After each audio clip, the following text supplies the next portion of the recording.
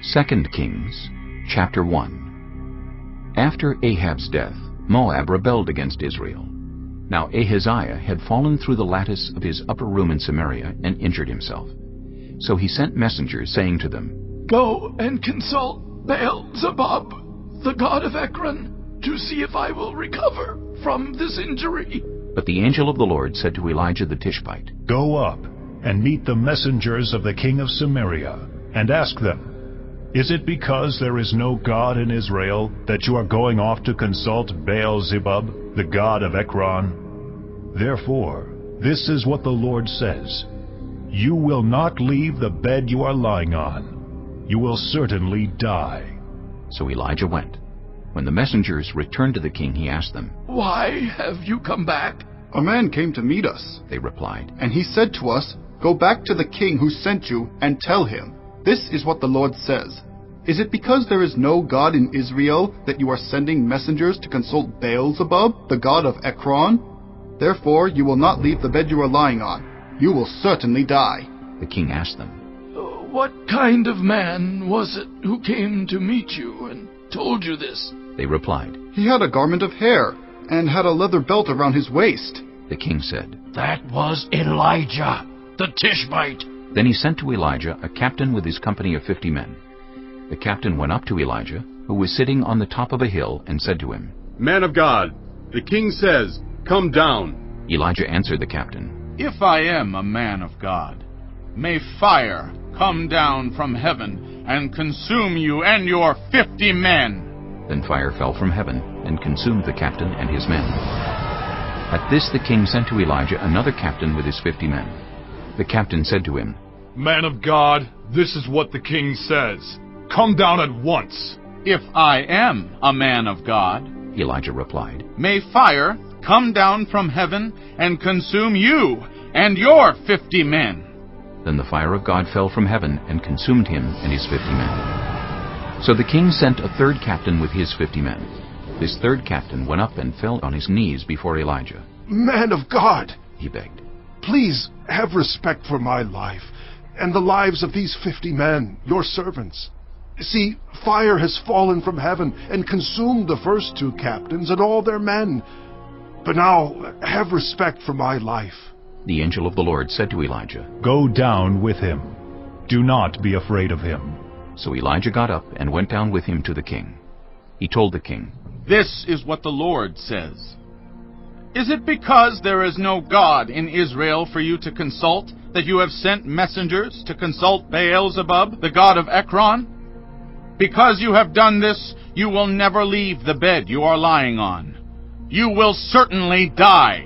So he died, according to the word of the Lord that Elijah had spoken.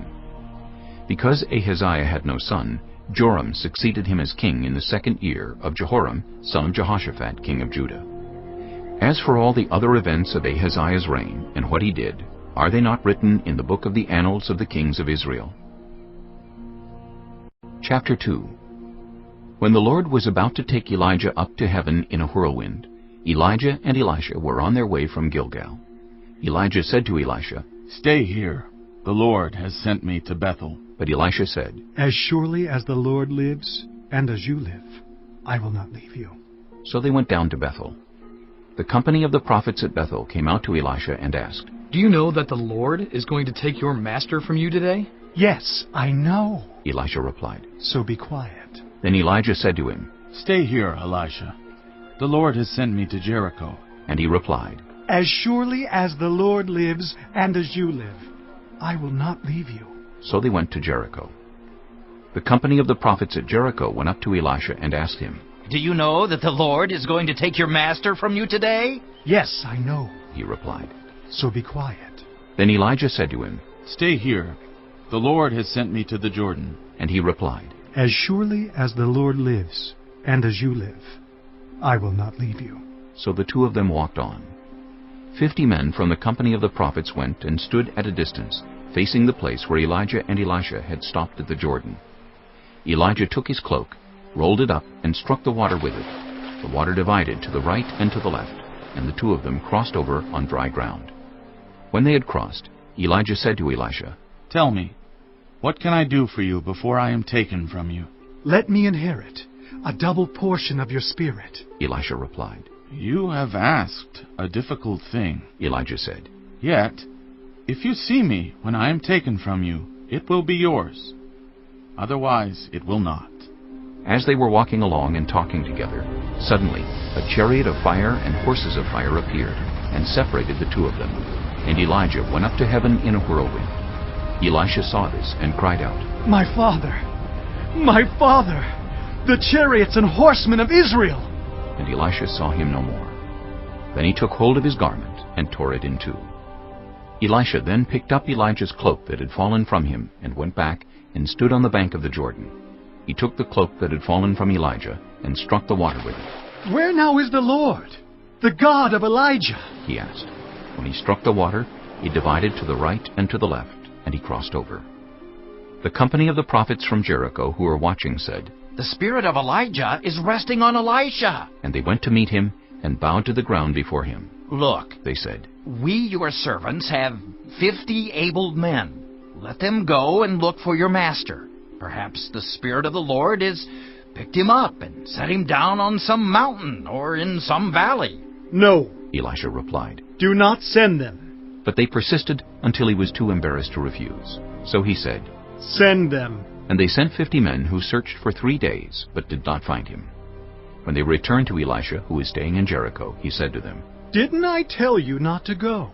The people of the city said to Elisha, Look, our Lord, this town is well situated, as you can see, but the water is bad, and the land is unproductive.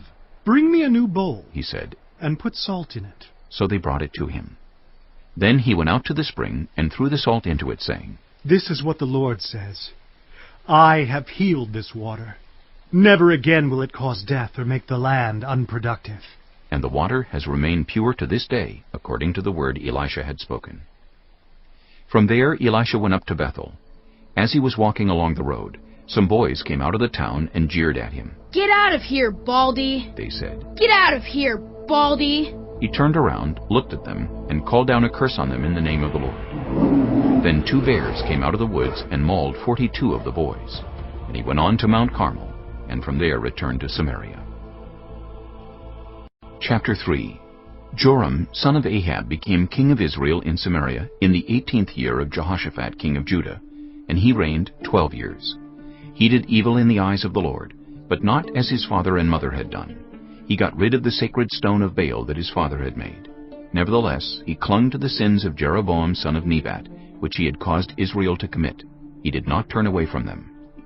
Now Mesha, king of Moab, raised sheep, and he had to pay the king of Israel a tribute of 100,000 lambs and the wool of 100,000 rams.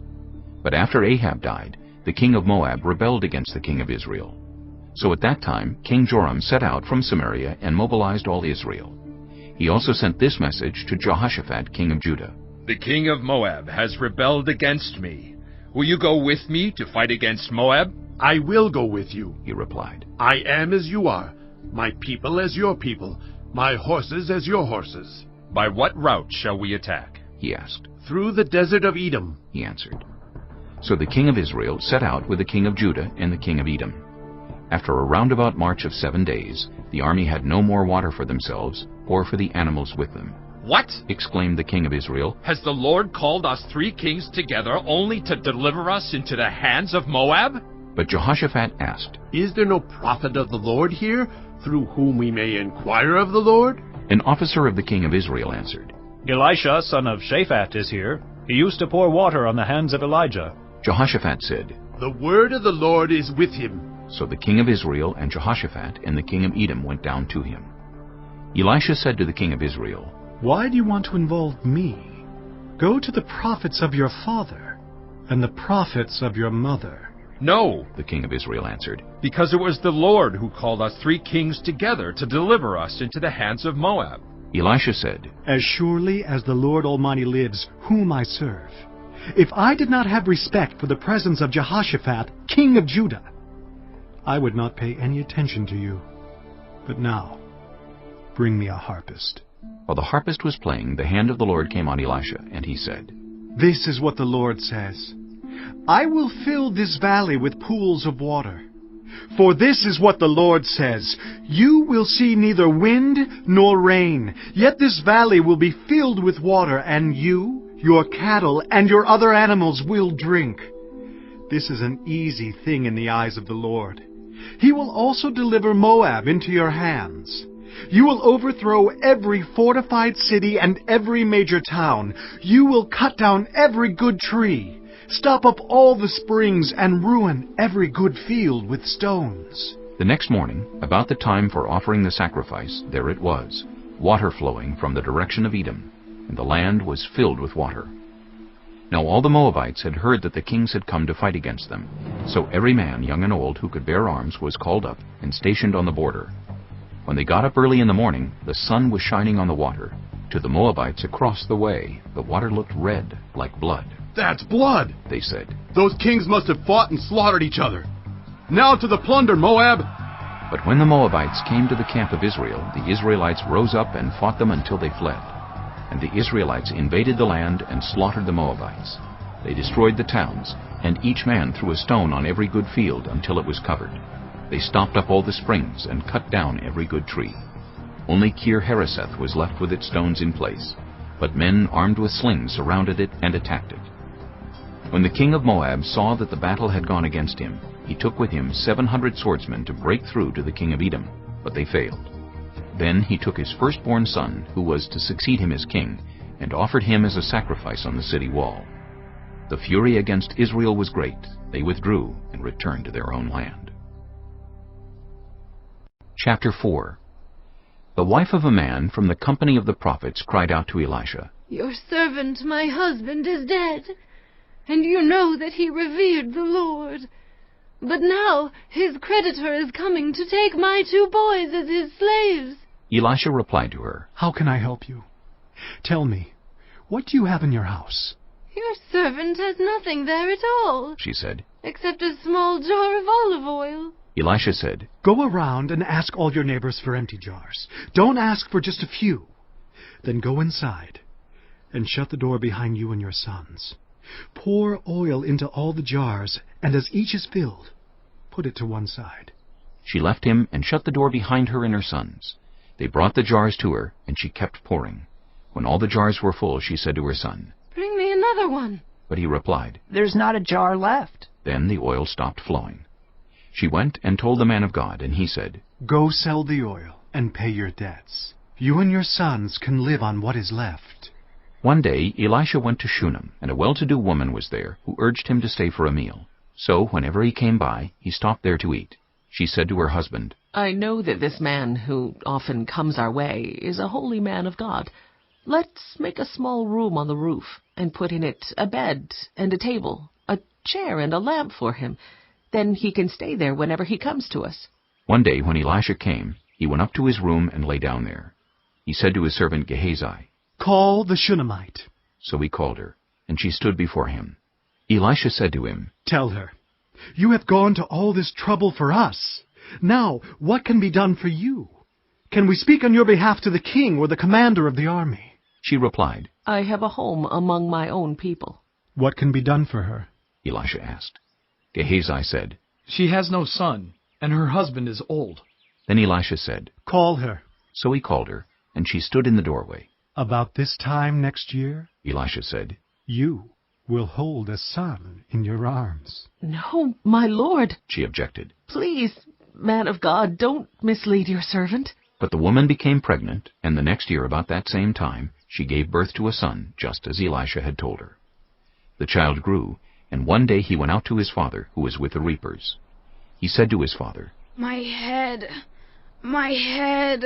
His father told a servant, Carry him to his mother. After the servant had lifted him up and carried him to his mother, the boy sat on her lap until noon, and then he died. She went up and laid him on the bed of the man of God, then shut the door and went out. She called her husband and said, Please send me one of the servants and a donkey so I can go to the man of God quickly and return. Why go to him today? He asked. It's not the new moon or the Sabbath. That's all right, she said.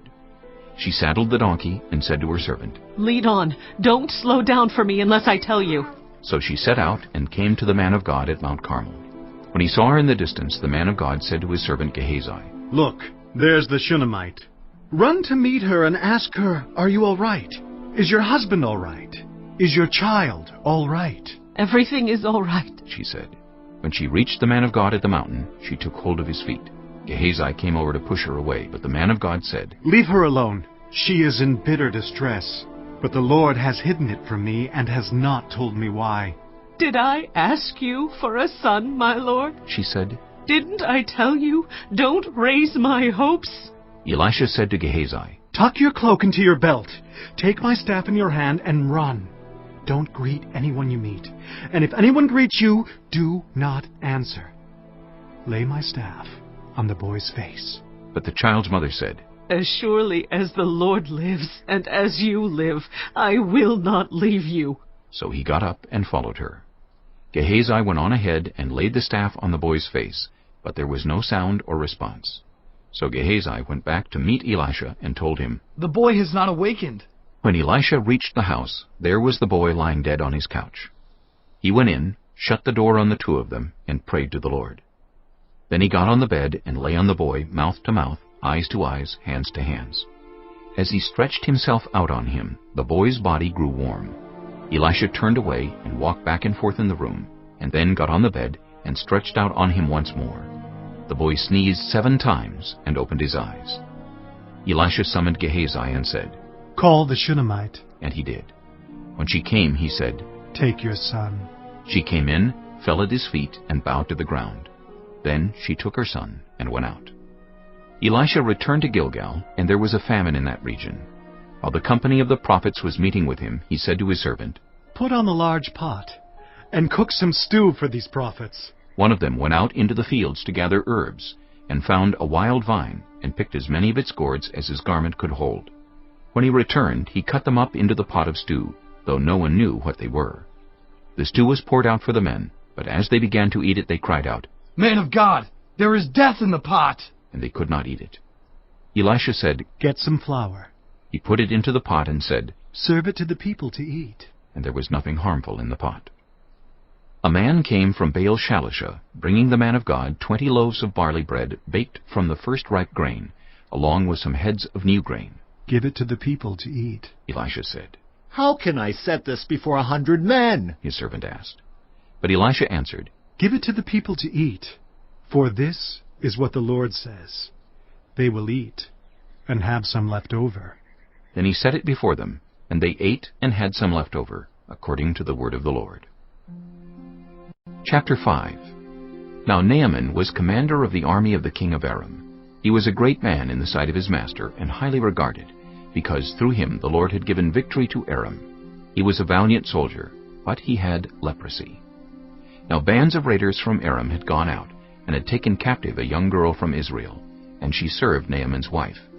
She said to her mistress, If only my master would see the prophet who is in Samaria, he would cure him of his leprosy. Naaman went to his master and told him what the girl from Israel had said. By all means, go, the king of Aram replied. I will send a letter to the king of Israel. So Naaman left, taking with him 10 talents of silver, 6,000 shekels of gold, and 10 sets of clothing. The letter that he took to the king of Israel read, With this letter I am sending my servant Naaman to you, so that you may cure him of his leprosy. As soon as the king of Israel read the letter, he tore his robes and said, Am I God? Can I kill and bring back to life? Why does this fellow send someone to me to be cured of his leprosy? See how he is trying to pick a quarrel with me. When Elisha the man of God heard that the king of Israel had torn his robes, he sent him this message. Why have you torn your robes? Have the man come to me, and he will know that there is a prophet in Israel. So Naaman went with his horses and chariots, and stopped at the door of Elisha's house. Elisha sent a messenger to say to him, Go wash yourself 7 times in the Jordan, and your flesh will be restored, and you will be cleansed. But Naaman went away angry and said, I thought that he would surely come out to me and stand and call on the name of the Lord his God, wave his hand over the spot and cure me of my leprosy. Are not Abana and Pharpar, the rivers of Damascus, better than all the waters of Israel? Couldn't I wash in them and be cleansed? So he turned and went off in a rage. Naaman's servants went to him and said, My father, if the prophet had told you to do some great thing, would you not have done it? How much more then when he tells you, wash and be cleansed? So he went down and dipped himself in the Jordan 7 times, as the man of God had told him, and his flesh was restored and became clean like that of a young boy. Then Naaman and all his attendants went back to the man of God. He stood before him and said, Now I know that there is no God in all the world except in Israel. So please accept a gift from your servant. The prophet answered, As surely as the Lord lives, whom I serve, I will not accept a thing. And even though Naaman urged him, he refused. If you will not, said Naaman, please let me, your servant, be given as much earth as a pair of mules can carry, for your servant will never again make burnt offerings and sacrifices to any other god but the Lord. But may the Lord forgive your servant for this one thing.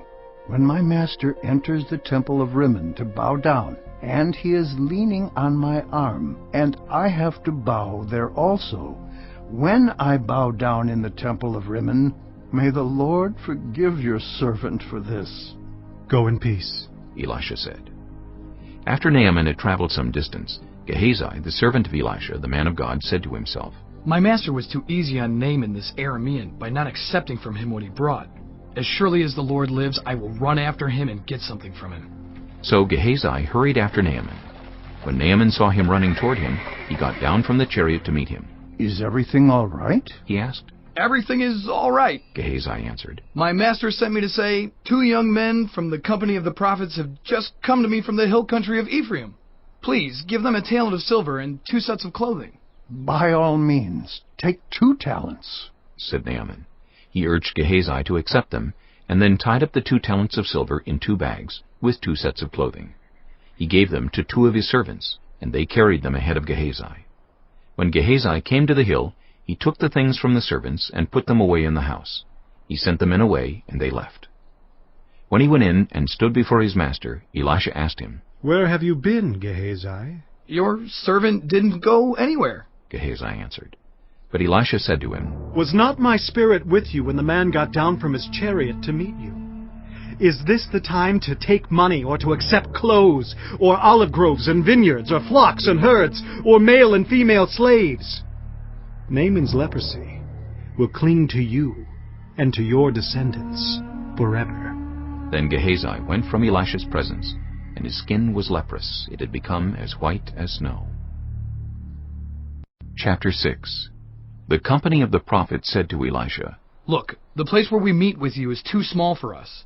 Let us go to the Jordan, where each of us can get a pole, and let us build a place there for us to meet. And he said, Go. Then one of them said, Won't you please come with your servants? I will, Elisha replied, and he went with them. They went to the Jordan and began to cut down trees. As one of them was cutting down a tree, the iron axe head fell into the water. Oh no, my lord, he cried out. It was borrowed. The man of God asked, Where did it fall? When he showed him the place, Elisha cut a stick and threw it there, and made the iron float. Lift it out, he said. Then the man reached out his hand and took it. Now the king of Aram was at war with Israel. After conferring with his officers, he said, I will set up my camp in such and such a place. The man of God sent word to the king of Israel, Beware of passing that place, because the Arameans are going down there. So the king of Israel checked on the place indicated by the man of God. Time and again Elisha warned the king so that he was on his guard in such places. This enraged the king of Aram.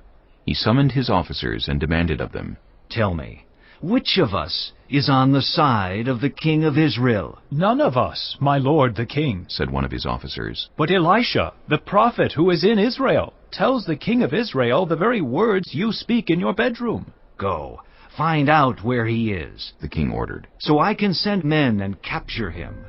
The report came back. He is in Dothan. Then he sent horses and chariots and a strong force there. They went by night and surrounded the city. When the servant of the man of God got up and went out early the next morning, an army with horses and chariots had surrounded the city. Oh no, my lord! What shall we do? The servant asked. Don't be afraid, the prophet answered. Those who are with us are more than those who are with them. And Elisha prayed, Open his eyes, Lord, so that he may see. Then the Lord opened the servant's eyes, and he looked and saw the hills full of horses and chariots of fire all around Elisha. As the enemy came down toward him, Elisha prayed to the Lord. Strike this army with blindness. So he struck them with blindness, as Elisha had asked. Elisha told them, This is not the road, and this is not the city. Follow me, and I will lead you to the man you are looking for. And he led them to Samaria. After they entered the city, Elisha said, Lord, open the eyes of these men so they can see.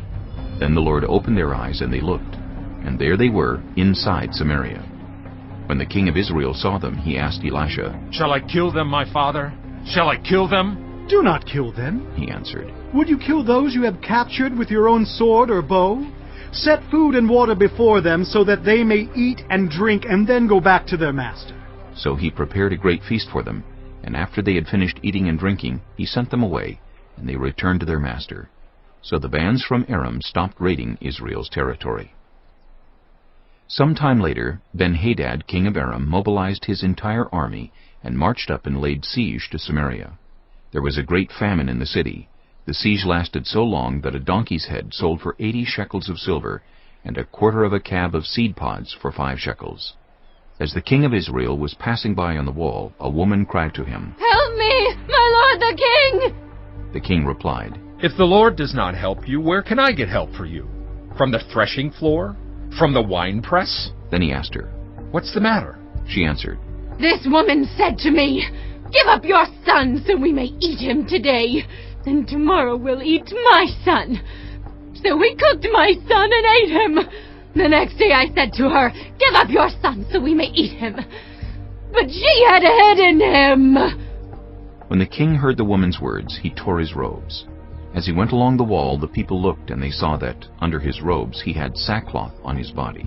He said, May God deal with me, be it ever so severely, if the head of Elijah, son of Shaphat, remains on his shoulders today. Now Elisha was sitting in his house, and the elders were sitting with him. The king sent a messenger ahead, but before he arrived, Elisha said to the elders, Don't you see how this murderer is sending someone to cut off my head? Look, when the messenger comes, shut the door and hold it shut against him. Is not the sound of his master's footsteps behind him? While he was still talking to them, the messenger came down to him. The king said, This disaster is from the Lord. Why should I wait for the Lord any longer? Chapter 7. Elisha replied, Hear the word of the Lord. This is what the Lord says. About this time tomorrow, a seah of the finest flour will sell for a shekel, and 2 seahs of barley for a shekel at the gate of Samaria. The officer, on whose arm the king was leaning, said to the man of God, Look, even if the Lord should open the floodgates of the heavens, could this happen? You will see it with your own eyes, answered Elisha. But you will not eat any of it. Now there were 4 men with leprosy at the entrance of the city gate. They said to each other, Why stay here until we die? If we say, We'll go into the city, the famine is there, and we will die. And if we stay here, we will die. So let's go over to the camp of the Arameans and surrender. If they spare us, we live. If they kill us, then we die. At dusk they got up and went to the camp of the Arameans. When they reached the edge of the camp, no one was there, for the Lord had caused the Arameans to hear the sound of chariots and horses and a great army, so that they said to one another, Look, the king of Israel has hired the Hittite and Egyptian kings to attack us. So they got up and fled in the dusk, and abandoned their tents and their horses and donkeys. They left the camp as it was, and ran for their lives. The men who had leprosy reached the edge of the camp, entered one of the tents, and ate and drank. Then they took silver, gold, and clothes, and went off and hid them. They returned and entered another tent, and took some things from it, and hid them also. Then they said to each other, What we're doing is not right. This is a day of good news, and we are keeping it to ourselves. If we wait until daylight, punishment will overtake us. Let's go at once and report this to the royal palace. So they went and called out to the city gatekeepers and told them, We went into the Aramean camp and no one was there. Not a sound of anyone.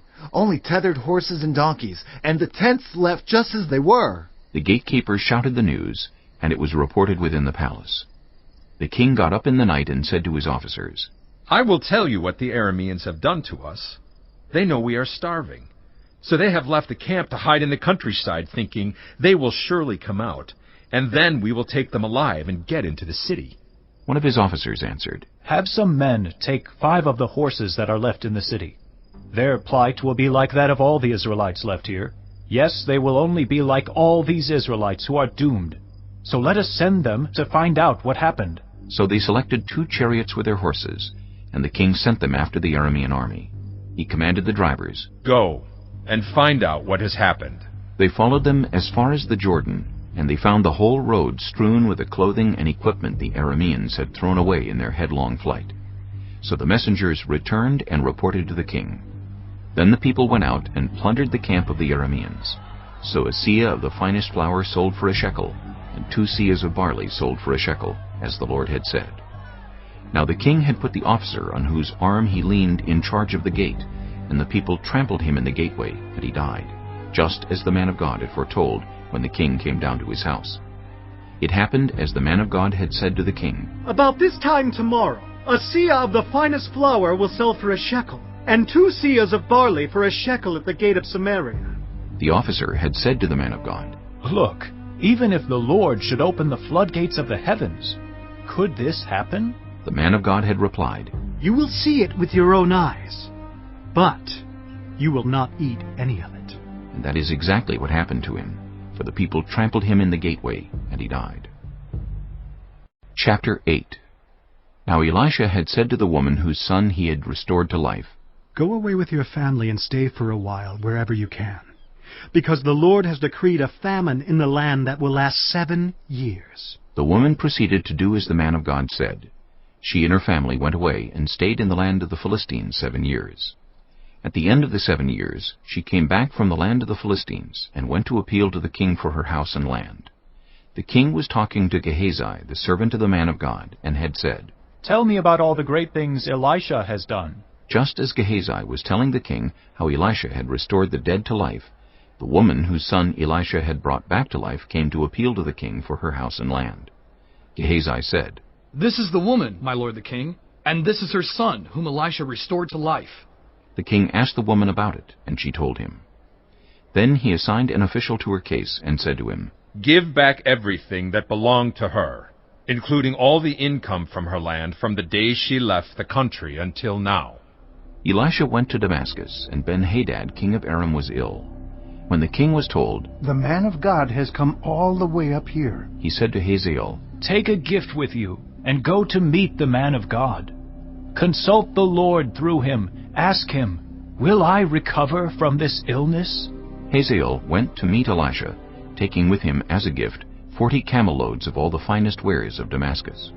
He went in and stood before him and said, "Your son, Ben-Hadad, king of Aram, has sent me to ask, will I recover from this illness?" Elisha answered, "Go and say to him, 'You will certainly recover.' Nevertheless, the Lord has revealed to me that he will in fact die." He stared at him with a fixed gaze until Hazael was embarrassed. Then the man of God began to weep. "Why is my lord weeping?" asked Hazael. "Because I know the harm you will do to the Israelites," he answered. "You will set fire to their fortified places, kill their young men with the sword, dash their little children to the ground, and rip open their pregnant women." Hazael said, "How could your servant, a mere dog, accomplish such a feat?"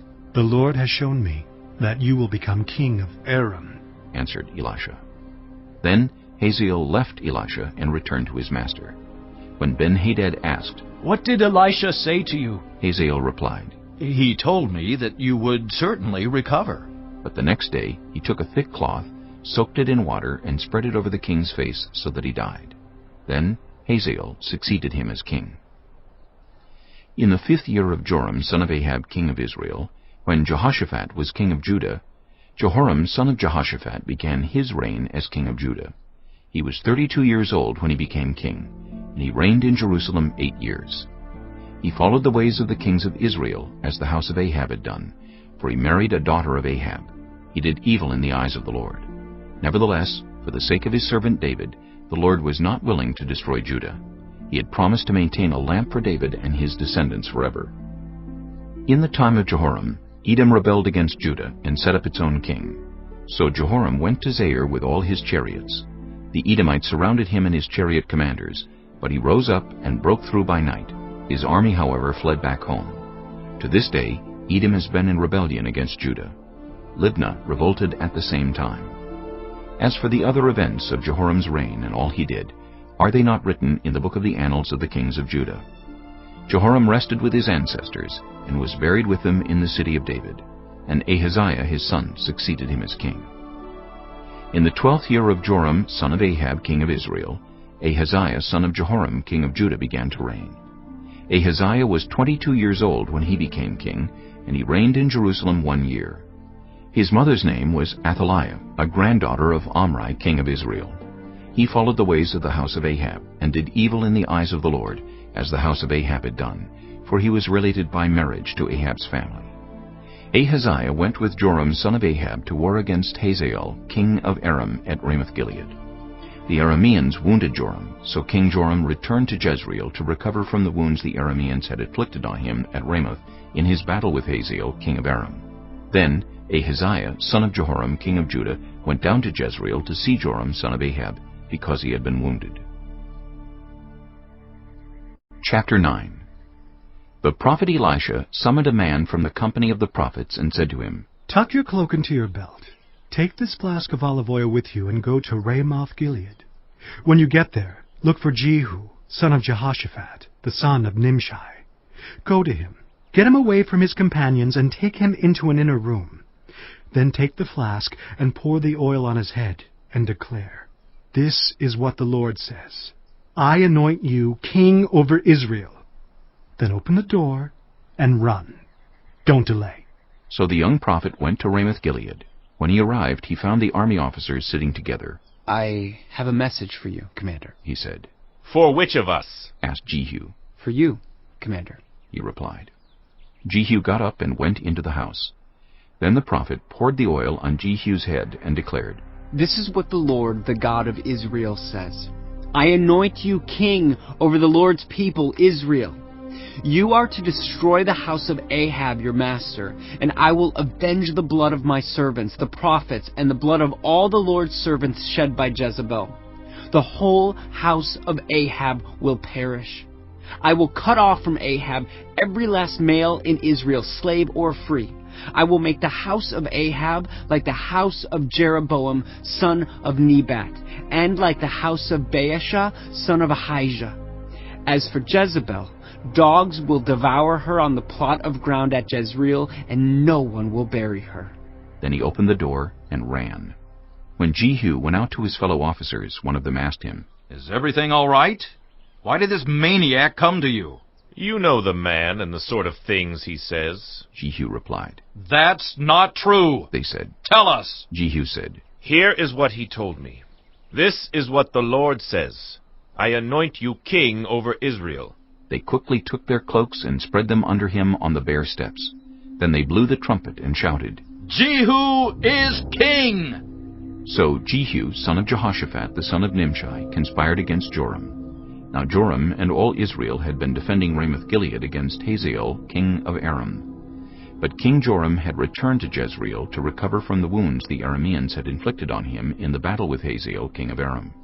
Jehu said, If you desire to make me king, don't let anyone slip out of the city to go and tell the news in Jezreel. Then he got into his chariot and rode to Jezreel, because Joram was resting there, and Ahaziah, king of Judah, had gone down to see him. When the lookout standing on the tower in Jezreel saw Jehu's troops approaching, he called out, I see some troops coming! Get a horseman, Joram ordered. Send him to meet them and ask, Do you come in peace? The horseman rode off to meet Jehu and said, This is what the king says. Do you come in peace? What do you have to do with peace? Jehu replied. Fall in behind me. The lookout reported, The messenger has reached them, but he isn't coming back. So the king sent out a second horseman. When he came to them, he said, This is what the king says. Do you come in peace? Jehu replied, What do you have to do with peace? Fall in behind me. The lookout reported, He has reached them, but he isn't coming back either. The driving is like that of Jehu, son of Nimshi. He drives like a maniac. Hitch up my chariot, Joram ordered. And when it was hitched up, Joram, king of Israel, and Ahaziah, king of Judah, rode out, each in his own chariot, to meet Jehu. They met him at the plot of ground that had belonged to Naboth the Jezreelite. When Joram saw Jehu, he asked, "Have you come in peace, Jehu?" "How can there be peace?" Jehu replied, "as long as all the idolatry and witchcraft of your mother Jezebel abound." Joram turned about and fled, calling out to Ahaziah, "Treachery, Ahaziah!" Then Jehu drew his bow and shot Joram between the shoulders. The arrow pierced his heart, and he slumped down in his chariot. Jehu said to Bidkar, his chariot officer, "Pick him up and throw him on the field that belonged to Naboth the Jezreelite. Remember how you and I were riding together in chariots behind Ahab his father when the Lord spoke this prophecy against him. Yesterday I saw the blood of Naboth and the blood of his sons, declares the Lord, and I will surely make you pay for it on this plot of ground, declares the Lord. Now then, pick him up and throw him on that plot in accordance with the word of the Lord." When Ahaziah, king of Judah, saw what had happened, he fled up the road to Beth-Hagan. Jehu chased him, shouting, "Kill him, too!" They wounded him in his chariot on the way up to Gur near Ibleam, but he escaped to Megiddo and died there. His servants took him by chariot to Jerusalem and buried him with his ancestors in his tomb in the city of David. In the 11th year of Joram, son of Ahab, Ahaziah had become king of Judah. Then Jehu went to Jezreel. When Jezebel heard about it, she put on eye makeup, arranged her hair, and looked out of a window. As Jehu entered the gate, she asked, "Have you come in peace, you Zimri, you murderer of your master?" He looked up at the window and called out, "Who is on my side? Who?" 2 or 3 eunuchs looked down at him. "Throw her down," Jehu said. So they threw her down, and some of her blood spattered the wall and the horses as they trampled her underfoot. Jehu went in and ate and drank. "Take care of that cursed woman," he said, "and bury her, for she was a king's daughter." But when they went out to bury her, they found nothing except her skull, her feet, and her hands. They went back and told Jehu, who said, "This is the word of the Lord that he spoke through his servant Elijah the Tishbite. On the plot of ground at Jezreel, dogs will devour Jezebel's flesh. Jezebel's body will be like dung on the ground in the plot at Jezreel, so that no one will be able to say, 'This is Jezebel.'" Chapter 10. Now there were in Samaria 70 sons of the house of Ahab. So Jehu wrote letters and sent them to Samaria, to the officials of Jezreel, to the elders, and to the guardians of Ahab's children. He said, "You have your master's sons with you, and you have chariots and horses, a fortified city and weapons. Now, as soon as this letter reaches you, choose the best and most worthy of your master's sons, and set him on his father's throne. Then fight for your master's house." But they were terrified and said, "If 2 kings could not resist him, how can we?" So the palace administrator, the city governor, the elders, and the guardians sent this message to Jehu. "We are your servants, and we will do anything you say. We will not appoint anyone as king. You do whatever you think best." Then Jehu wrote them a second letter, saying, "If you are on my side and will obey me, take the heads of your master's sons and come to me in Jezreel by this time tomorrow." Now the royal princes, 70 of them, were with the leading men of the city, who were rearing them.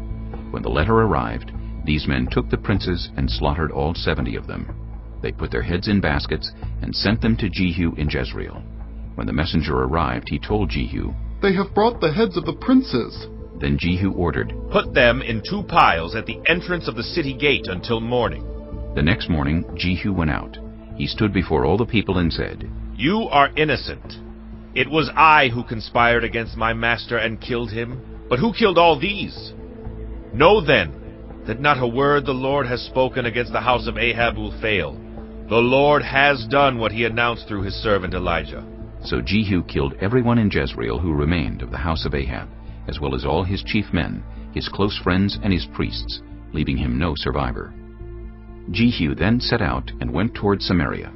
At Beth-Eked of the shepherds, he met some relatives of Ahaziah, king of Judah, and asked, "Who are you?"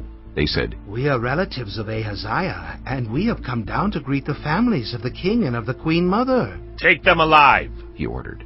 So they took them alive and slaughtered them by the well of Beth-Eked, 42 of them. He left no survivor. After he left there, he came upon Jehonadab, son of Rechab, who was on his way to meet him. Jehu greeted him and said, Are you in accord with me as I am with you? I am, Jehonadab answered. If so, said Jehu, give me your hand. So he did, and Jehu helped him up into the chariot. Jehu said, Come with me and see my zeal for the Lord. Then he had him ride along in his chariot. When Jehu came to Samaria, he killed all who were left there of Ahab's family. He destroyed them, according to the word of the Lord spoken to Elijah. Then Jehu brought all the people together and said to them, Ahab served Baal a little. Jehu will serve him much. Now summon all the prophets of Baal, all his servants, and all his priests. See that no one is missing, because I am going to hold a great sacrifice for Baal. Anyone who fails to come will no longer live. But Jehu was acting deceptively in order to destroy the servants of Baal. Jehu said, Call an assembly in honor of Baal. So they proclaimed it. Then he sent word throughout Israel, and all the servants of Baal came. Not one stayed away. They crowded into the temple of Baal until it was full from one end to the other. And Jehu said to the keeper of the wardrobe, Bring robes for all the servants of Baal. So he brought out robes for them. Then Jehu and Jehonadab, son of Rechab, went into the temple of Baal. Jehu said to the servants of Baal, Look around and see that no one who serves the Lord is here with you, only servants of Baal. So they went in to make sacrifices and burnt offerings. Now Jehu had posted 80 men outside with this warning, If one of you lets any of the men I am placing in your hands escape, it will be your life for his life. As soon as Jehu had finished making the burnt offering, he ordered the guards and officers, Go in and kill them! Let no one escape! So they cut them down with the sword. The guards and officers threw the bodies out and then entered the inner shrine of the temple of Baal. They brought the sacred stone out of the temple of Baal and burned it. They demolished the sacred stone of Baal and tore down the temple of Baal, and people have used it for a latrine to this day. So Jehu destroyed Baal worship in Israel. However, he did not turn away from the sins of Jeroboam son of Nebat, which he had caused Israel to commit, the worship of the golden calves at Bethel and Dan. The Lord said to Jehu, Because you have done well in accomplishing what is right in my eyes, and have done to the house of Ahab all I had in mind to do, your descendants will sit on the throne of Israel to the 4th generation. Yet Jehu was not careful to keep the law of the Lord, the God of Israel, with all his heart. He did not turn away from the sins of Jeroboam, which he had caused Israel to commit. In those days, the Lord began to reduce the size of Israel. Hazael overpowered the Israelites throughout their territory east of the Jordan in all the land of Gilead, the region of Gad, Reuben, and Manasseh, from Aroer by the Arnon Gorge through Gilead to Bashan. As for the other events of Jehu's reign, all he did and all his achievements, are they not written in the book of the annals of the kings of Israel? Jehu rested with his ancestors and was buried in Samaria, and Jehoahaz his son succeeded him as king. The time that Jehu reigned over Israel in Samaria was 28 years. Chapter 11. When Athaliah, the mother of Ahaziah, saw that her son was dead, she proceeded to destroy the whole royal family. But Jehosheba, the daughter of King Jehoram and sister of Ahaziah, took Joash, son of Ahaziah, and stole him away from among the royal princes who were about to be murdered. She put him and his nurse in a bedroom to hide him from Athaliah, so he was not killed. He remained hidden with his nurse at the temple of the Lord for 6 years, while Athaliah ruled the land. In the 7th year, Jehoiada sent for the commanders of units of 100, the Kerites and the guards, and had them brought to him at the temple of the Lord. He made a covenant with them, and put them under oath at the temple of the Lord. Then he showed them the king's son. He commanded them, saying, This is what you are to do. You who are in the 3 companies that are going on duty on the Sabbath, a third of you guarding the royal palace, a third at the Sur Gate, and a third at the gate behind the guard, who take turns guarding the temple. And you who are in the other 2 companies that normally go off Sabbath duty are all to guard the temple for the king. Station yourselves around the king, each of you with weapon in hand. Anyone who approaches your ranks is to be put to death. Stay close to the king wherever he goes. The commanders of units of 100 did just as Jehoiada the priest ordered. Each one took his men, those who were going on duty on the Sabbath and those who were going off duty, and came to Jehoiada the priest.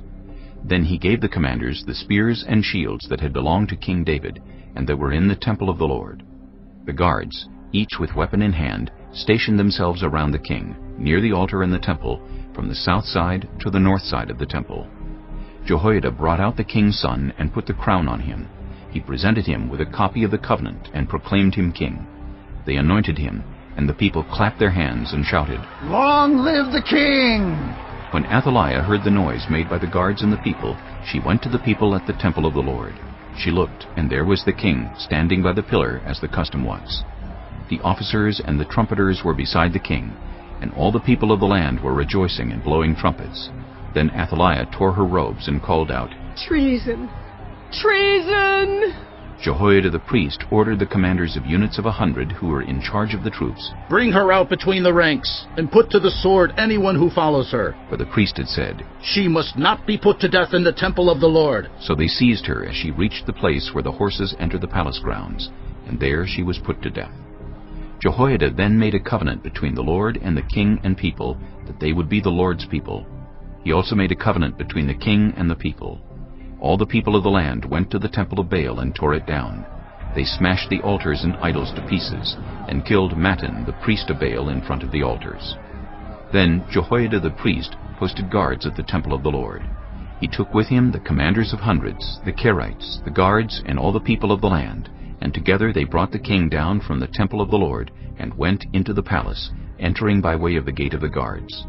The king then took his place on the royal throne. All the people of the land rejoiced, and the city was calm, because Athaliah had been slain with the sword at the palace. Joash was 7 years old when he began to reign. Chapter 12.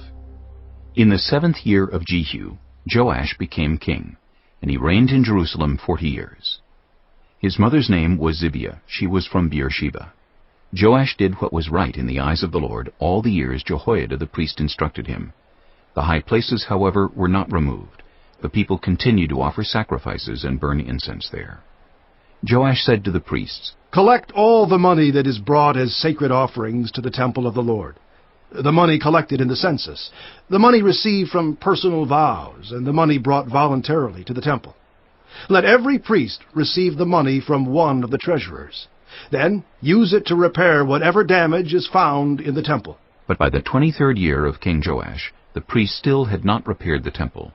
Therefore King Joash summoned Jehoiada the priest and the other priests and asked them, "Why aren't you repairing the damage done to the temple? Take no more money from your treasurers, but hand it over for repairing the temple." The priests agreed that they would not collect any more money from the people, and that they would not repair the temple themselves. Jehoiada the priest took a chest and bored a hole in its lid. He placed it beside the altar on the right side as one enters the temple of the Lord. The priests who guarded the entrance put into the chest all the money that was brought to the temple of the Lord. Whenever they saw that there was a large amount of money in the chest, the royal secretary and the high priest came, counted the money that had been brought into the temple of the Lord, and put it into bags. When the amount had been determined, they gave the money to the men appointed to supervise the work on the temple. With it they paid those who worked on the temple of the Lord, the carpenters and builders, the masons and stonecutters. They purchased timber and blocks of dressed stone for the repair of the temple of the Lord, and met all the other expenses of restoring the temple. The money brought into the temple was not spent for making silver basins, wick trimmers, sprinkling bowls, trumpets, or any other articles of gold or silver for the temple of the Lord. It was paid to the workers who used it to repair the temple. They did not require an accounting from those to whom they gave the money to pay the workers, because they acted with complete honesty. The money from the guilt offerings and sin offerings was not brought into the temple of the Lord. It belonged to the priests. About this time, Hazael, king of Aram, went up and attacked Gath and captured it. Then he turned to attack Jerusalem. But Joash, king of Judah, took all the sacred objects dedicated by his predecessors, Jehoshaphat, Jehoram, and Ahaziah, the kings of Judah, and the gifts he himself had dedicated, and all the gold found in the treasuries of the temple of the Lord and of the royal palace, and he sent them to Hazael, king of Aram, who then withdrew from Jerusalem. As for the other events of the reign of Joash and all he did, are they not written in the book of the annals of the kings of Judah? His officials conspired against him and assassinated him at Beth Millo, on the road down to Silla. The officials who murdered him were Jozabad, son of Shimeath, and Jehozabad, son of Shomer. He died and was buried with his ancestors in the city of David, and Amaziah his son succeeded him as king. Chapter 13. In the 23rd year of Joash, son of Ahaziah, king of Judah, Jehoahaz, son of Jehu, became king of Israel in Samaria, and he reigned 17 years. He did evil in the eyes of the Lord by following the sins of Jeroboam, son of Nebat, which he had caused Israel to commit, and he did not turn away from them. So the Lord's anger burned against Israel, and for a long time he kept them under the power of Hazael, king of Aram, and Ben-Hadad his son.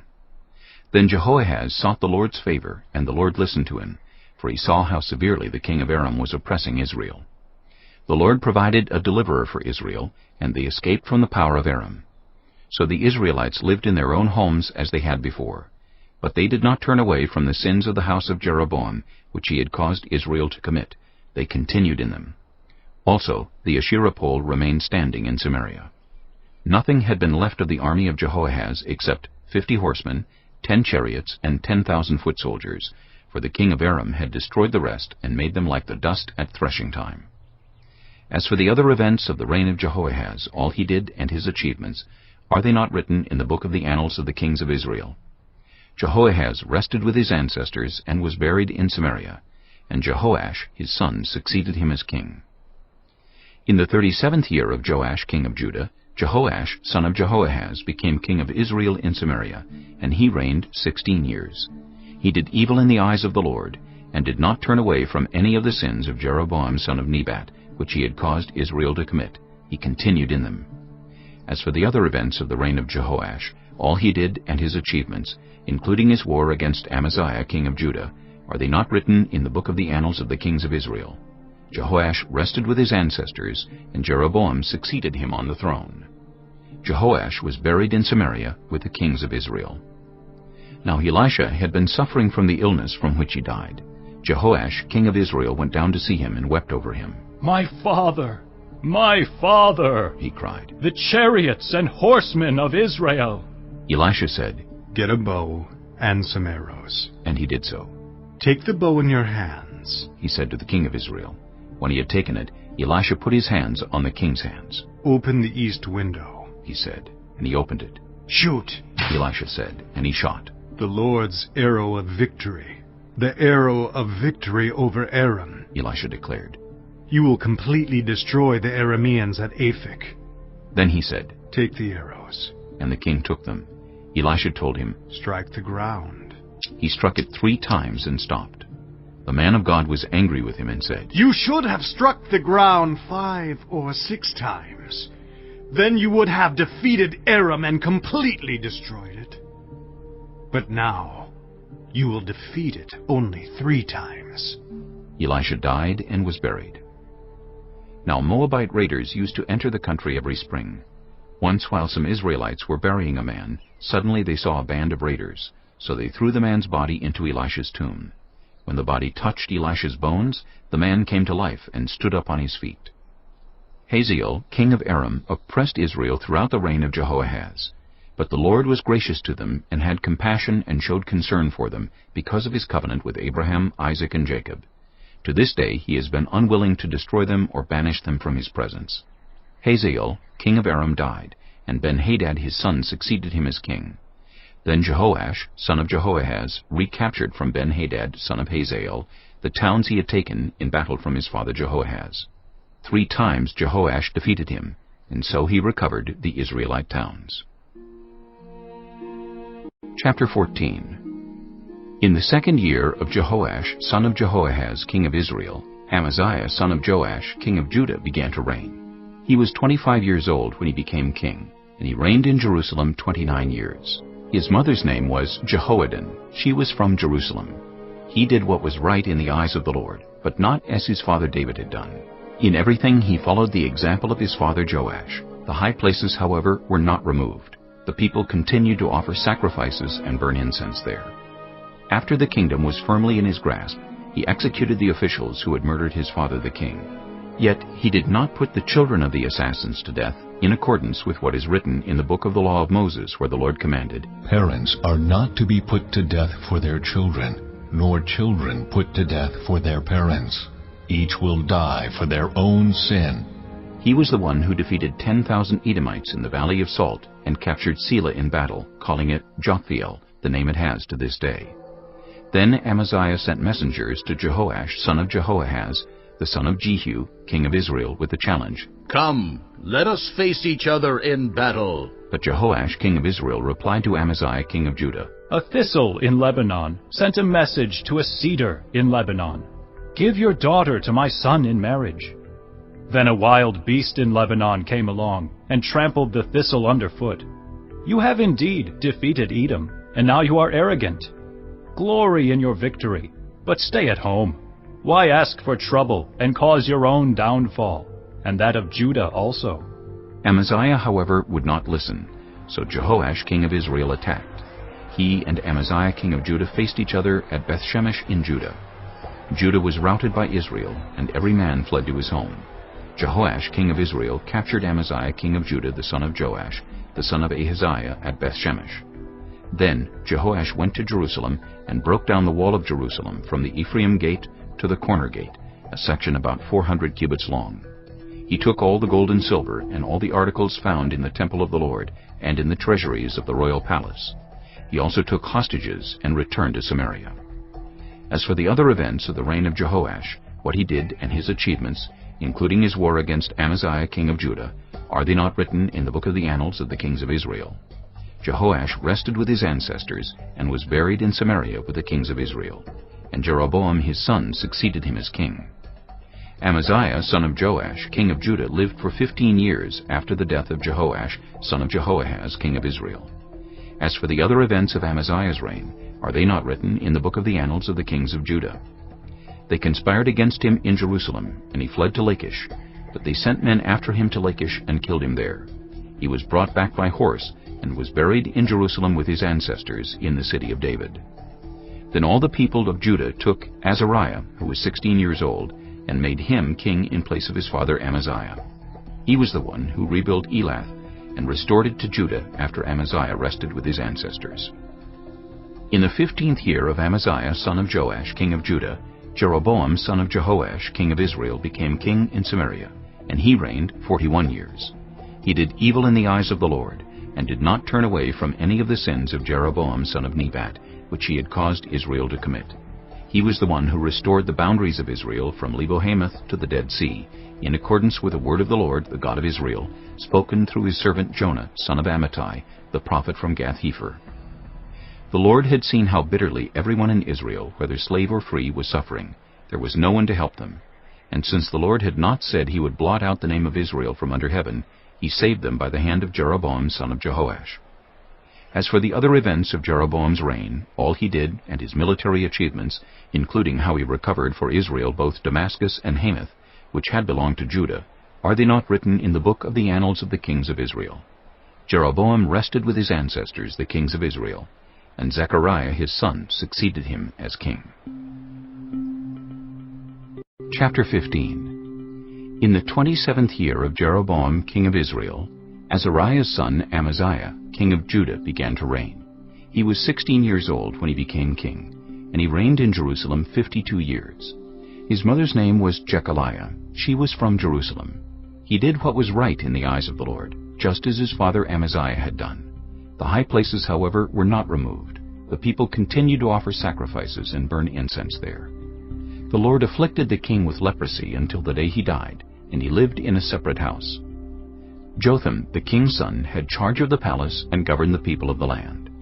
As for the other events of Azariah's reign and all he did, are they not written in the book of the annals of the kings of Judah? Azariah rested with his ancestors and was buried near them in the city of David. And Jotham his son succeeded him as king. In the 38th year of Azariah king of Judah, Zechariah son of Jeroboam became king of Israel in Samaria, and he reigned 6 months. He did evil in the eyes of the Lord, as his predecessors had done. He did not turn away from the sins of Jeroboam son of Nebat, which he had caused Israel to commit. Shallum son of Jabesh conspired against Zechariah. He attacked him in front of the people, assassinated him, and succeeded him as king. The other events of Zechariah's reign are written in the book of the annals of the kings of Israel. So the word of the Lord spoken to Jehu was fulfilled. Your descendants will sit on the throne of Israel to the 4th generation. Shallum son of Jabesh became king in the 39th year of Uzziah king of Judah, and he reigned in Samaria 1 month. Then Menahem, son of Gadai, went from Tirzah up to Samaria. He attacked Shallum, son of Jabesh, in Samaria, assassinated him, and succeeded him as king. The other events of Shallum's reign, and the conspiracy he led, are written in the book of the annals of the kings of Israel. At that time, Menahem, starting out from Tirzah, attacked Tifsah, and everyone in the city and its vicinity, because they refused to open their gates. He sacked Tifsah, and ripped open all the pregnant women. In the 39th year of Azariah king of Judah, Menahem son of Gadai became king of Israel, and he reigned in Samaria 10 years. He did evil in the eyes of the Lord. During his entire reign he did not turn away from the sins of Jeroboam son of Nebat, which he had caused Israel to commit.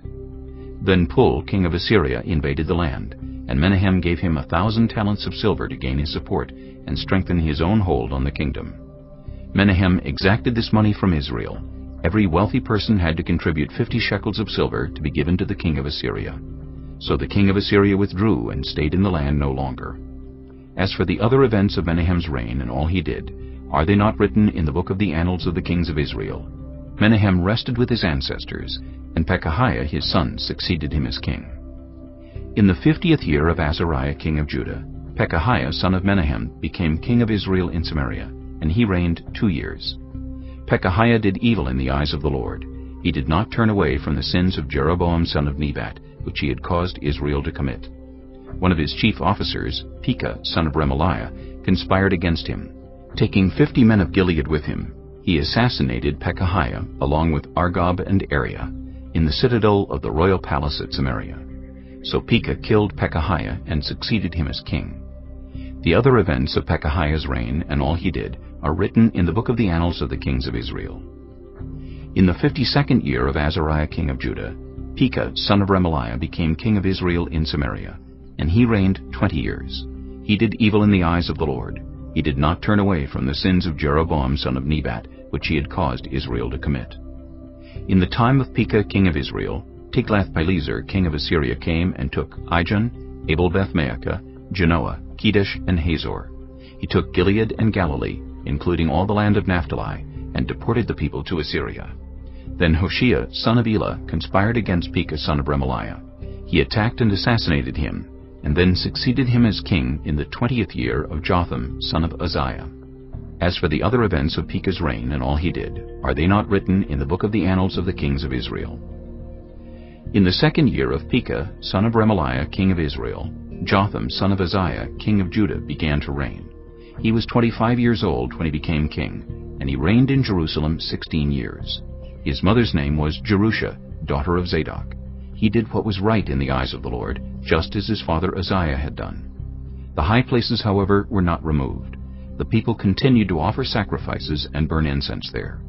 Jotham rebuilt the upper gate of the temple of the Lord. As for the other events of Jotham's reign and what he did, are they not written in the book of the annals of the kings of Judah? In those days the Lord began to send Rezin king of Aram and Pekah son of Remaliah against Judah. Jotham rested with his ancestors and was buried with them in the city of David, the city of his father, and Ahaz his son succeeded him as king. Chapter 16. In the 17th year of Pekah son of Remaliah, Ahaz son of Jotham king of Judah began to reign. Ahaz was 20 years old when he became king, and he reigned in Jerusalem 16 years.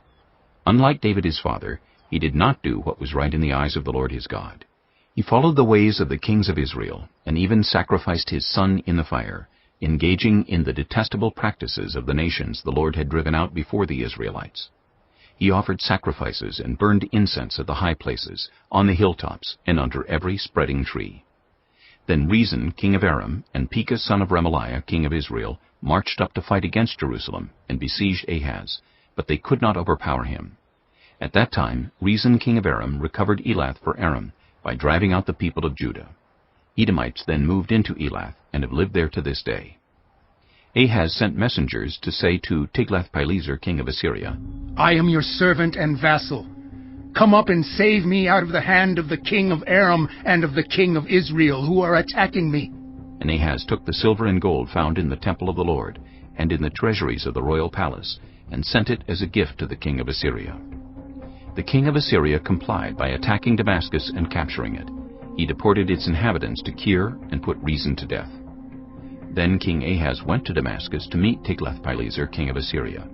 He saw an altar in Damascus and sent to Uriah the priest a sketch of the altar with detailed plans for its construction. So Uriah the priest built an altar in accordance with all the plans that King Ahaz had sent from Damascus and finished it before King Ahaz returned. When the king came back from Damascus and saw the altar, he approached it and presented offerings on it. He offered up his burnt offering and grain offering, poured out his drink offering, and splashed the blood of his fellowship offerings against the altar. As for the bronze altar that stood before the Lord, he brought it from the front of the temple, from between the new altar and the temple of the Lord, and put it on the north side of the new altar. King Ahaz then gave these orders to Uriah the priest. On the large new altar, offer the morning burnt offering and the evening grain offering, the king's burnt offering and his grain offering, and the burnt offering of all the people of the land, and their grain offering and their drink offering. Splash against this altar the blood of all the burnt offerings and sacrifices. But I will use the bronze altar for seeking guidance. And Uriah the priest did just as King Ahaz had ordered. King Ahaz cut off the side panels and removed the basins from the movable stands. He removed the sea from the bronze bulls that supported it and set it on a stone base. He took away the Sabbath canopy that had been built at the temple and removed the royal entryway outside the temple of the Lord, in deference to the king of Assyria. As for the other events of the reign of Ahaz and what he did, are they not written in the book of the annals of the kings of Judah? Ahaz rested with his ancestors and was buried with them in the city of David, and Hezekiah his son succeeded him as king. Chapter 17. In the 12th year of Ahaz king of Judah, Hoshea son of Elah became king of Israel in Samaria, and he reigned 9 years. He did evil in the eyes of the Lord, but not like the kings of Israel who preceded him. Shalmaneser, king of Assyria, came up to attack Hoshea, who had been Shalmaneser's vassal, and had paid him tribute. But the king of Assyria discovered that Hoshea was a traitor, for he had sent envoys to So, king of Egypt, and he no longer paid tribute to the king of Assyria, as he had done year by year. Therefore Shalmaneser seized him and put him in prison. The king of Assyria invaded the entire land, marched against Samaria, and laid siege to it for 3 years. In the 9th year of Hoshea, the king of Assyria captured Samaria and deported the Israelites to Assyria. He settled them in Halah, in Gozan on the Haber River, and in the towns of the Medes. All this took place because the Israelites had sinned against the Lord their God, who had brought them up out of Egypt from under the power of Pharaoh king of Egypt. They worshipped other gods and followed the practices of the nations the Lord had driven out before them, as well as the practices that the kings of Israel had introduced. The Israelites secretly did things against the Lord their God that were not right. From watchtower to fortified city they built themselves high places in all their towns. They set up sacred stones and Asherah poles on every high hill and under every spreading tree. At every high place they burned incense, as the nations whom the Lord had driven out before them had done. They did wicked things that aroused the Lord's anger. They worshipped idols, though the Lord had said, "You shall not do this."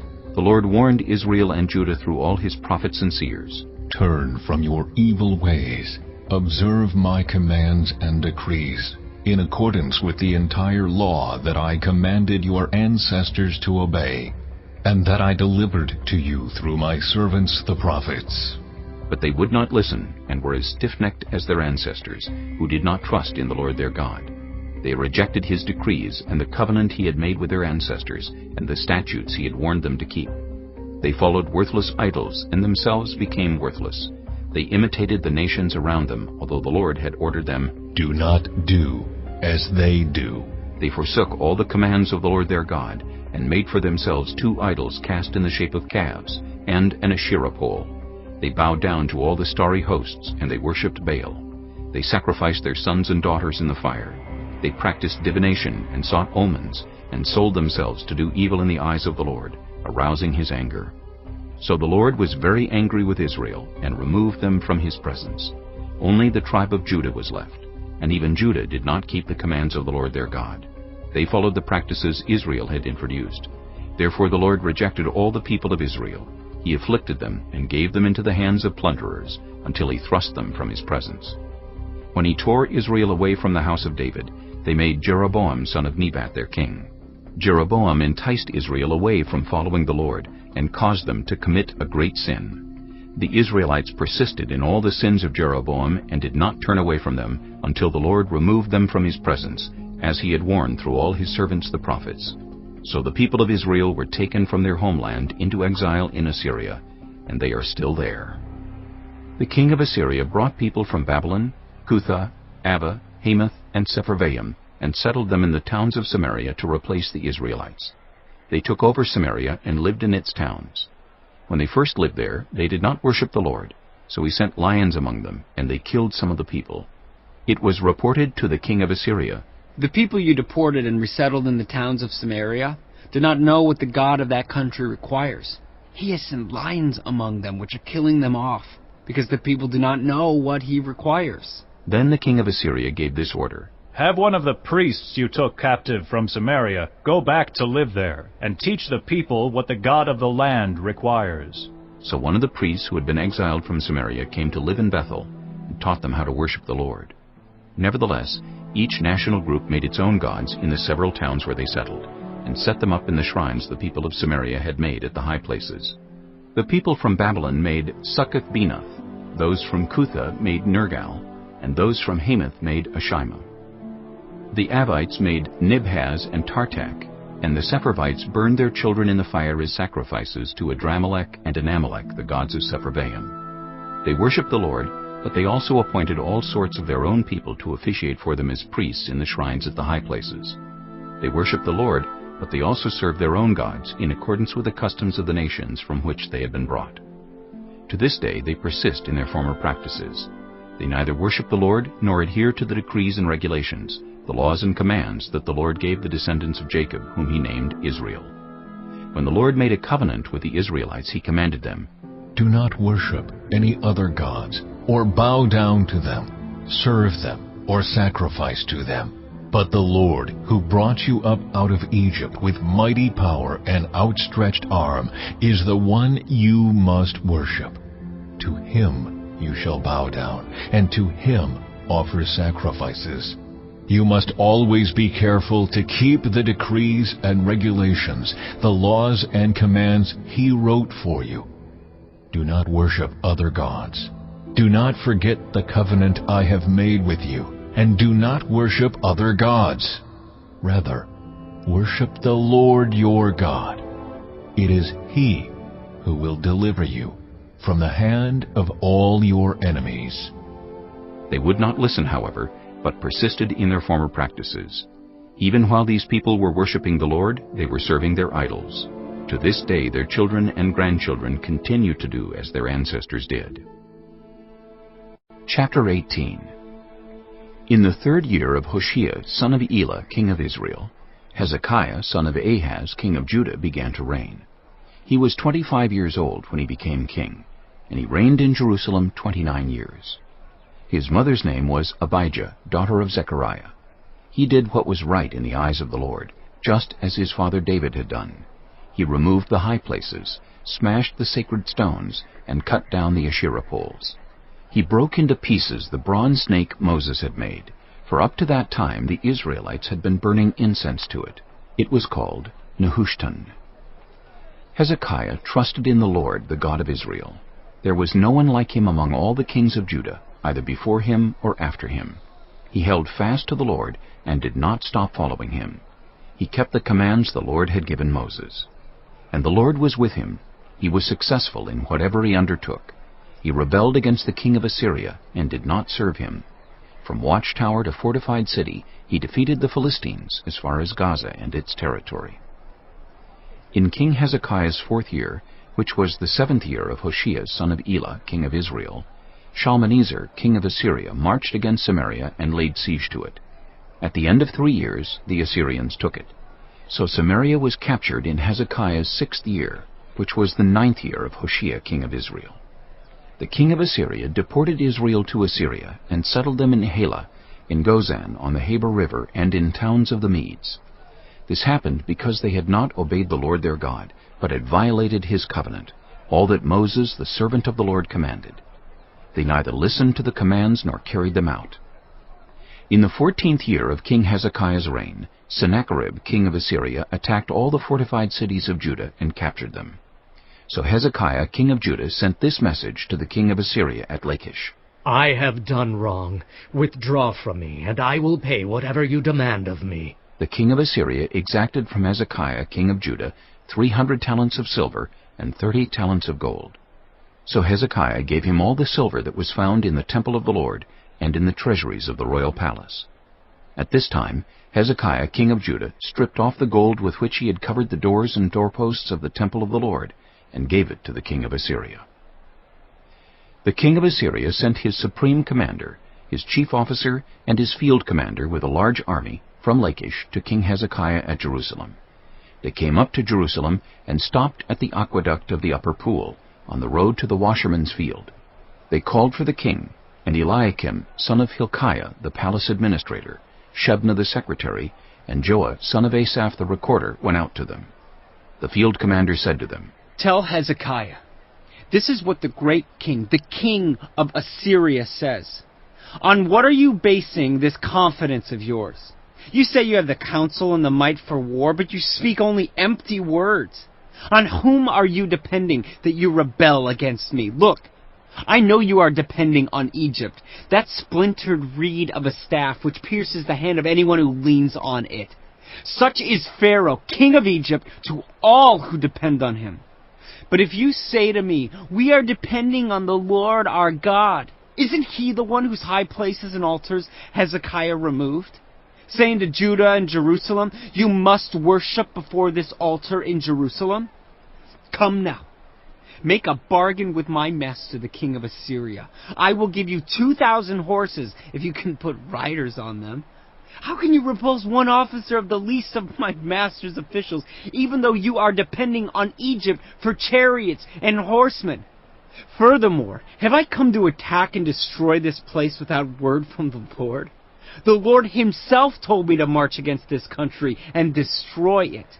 Then Eliakim, son of Hilkiah, and Shebna and Joah said to the field commander, Please speak to your servants in Aramaic, since we understand it. Don't speak to us in Hebrew in the hearing of the people on the wall. But the commander replied, Was it only to your master and you that my master sent me to say these things, and not to the people sitting on the wall, who, like you, will have to eat their own excrement and drink their own urine? Then the commander stood and called out in Hebrew, Hear the word of the great king, the king of Assyria. This is what the king says. Do not let Hezekiah deceive you. He cannot deliver you from my hand. Do not let Hezekiah persuade you to trust in the Lord when he says, The Lord will surely deliver us. This city will not be given into the hand of the king of Assyria. Do not listen to Hezekiah. This is what the king of Assyria says. Make peace with me and come out to me. Then each of you will eat fruit from your own vine and fig tree and drink water from your own cistern, until I come and take you to a land like your own. A land of grain and new wine, a land of bread and vineyards, a land of olive trees and honey. Choose life and not death. Do not listen to Hezekiah, for he is misleading you when he says, The Lord will deliver us. Has the God of any nation ever delivered his land from the hand of the king of Assyria? Where are the gods of Hamath and Arpad? Where are the gods of Sepharvaim, Hena, and Iva? Have they rescued Samaria from my hand? Who of all the gods of these countries has been able to save his land from me? How then can the Lord deliver Jerusalem from my hand? But the people remained silent and said nothing in reply, because the king had commanded, Do not answer him. Then Eliakim, son of Hilkiah, the palace administrator, Shebna the secretary, and Joah, son of Asaph, the recorder, went to Hezekiah with their clothes torn, and told him what the field commander had said. Chapter 19. When King Hezekiah heard this, he tore his clothes and put on sackcloth, and went into the temple of the Lord. He sent Eliakim, the palace administrator, Shebna, the secretary, and the leading priests, all wearing sackcloth, to the prophet Isaiah, son of Amos. They told him, This is what Hezekiah says. This day is a day of distress and rebuke and disgrace, as when children come to the moment of birth and there is no strength to deliver them. It may be that the Lord your God will hear all the words of the field commander, whom his master, the king of Assyria, has sent to ridicule the living God, and that he will rebuke him for the words the Lord your God has heard. Therefore pray for the remnant that still survives. When King Hezekiah's officials came to Isaiah, Isaiah said to them, Tell your master, this is what the Lord says. Do not be afraid of what you have heard. Those words with which the underlings of the king of Assyria have blasphemed me. Listen, when he hears a certain report, I will make him want to return to his own country, and there I will have him cut down with the sword. When the field commander heard that the king of Assyria had left Lachish, he withdrew and found the king fighting against Libnah. Now Sennacherib received a report that Tirhakah, the king of Cush, was marching out to fight against him. So he again sent messengers to Hezekiah with this word, Say to Hezekiah, king of Judah, do not let the God you depend on deceive you when he says, Jerusalem will not be given into the hands of the king of Assyria. Surely you have heard what the kings of Assyria have done to all the countries, destroying them completely. And will you be delivered? Did the gods of the nations that were destroyed by my predecessors deliver them? The gods of Gozan, Haran, Rezeph, and the people of Eden, who were in Tel Assar? Where is the king of Hamath, or the king of Arpad? Where are the kings of Lair, Sepharvaim, Hena, and Ivah? Hezekiah received the letter from the messengers and read it. Then he went up to the temple of the Lord and spread it out before the Lord. And Hezekiah prayed to the Lord, Lord, the God of Israel, enthroned between the cherubim, you alone are God over all the kingdoms of the earth. You have made heaven and earth. Give ear, Lord, and hear. Open your eyes, Lord, and see. Listen to the words Sennacherib has sent to ridicule the living God. It is true, Lord, that the Assyrian kings have laid waste these nations and their lands. They have thrown their gods into the fire and destroyed them, for they were not gods, but only wood and stone, fashioned by human hands. Now, Lord our God, deliver us from his hand, so that all the kingdoms of the earth may know that you alone, Lord, are God. Then Isaiah, son of Amos, sent a message to Hezekiah. This is what the Lord, the God of Israel, says. I have heard your prayer concerning Sennacherib, king of Assyria. This is the word that the Lord has spoken against him. Virgin daughter Zion despises you and mocks you. Daughter Jerusalem tosses her head as you flee. Who is it you have ridiculed and blasphemed? Against whom have you raised your voice and lifted your eyes in pride? Against the Holy One of Israel. By your messengers you have ridiculed the Lord. And you have said, with my many chariots I have ascended the heights of the mountains, the utmost heights of Lebanon. I have cut down its tallest cedars, the choicest of its junipers. I have reached its remotest parts, the finest of its forests. I have dug wells in foreign lands, and drunk the water there. With the soles of my feet I have dried up all the streams of Egypt. Have you not heard? Long ago I ordained it. In days of old I planned it. Now I have brought it to pass, that you have turned fortified cities into piles of stone. Their people, drained of power, are dismayed and put to shame. They are like plants in the field, like tender green shoots, like grass sprouting on the roof, scorched before it grows up. But I know where you are, and when you come and go, and how you rage against me. Because you rage against me, and because your insolence has reached my ears, I will put my hook in your nose, and my bit in your mouth, and I will make you return by the way you came. This will be the sign for you, Hezekiah.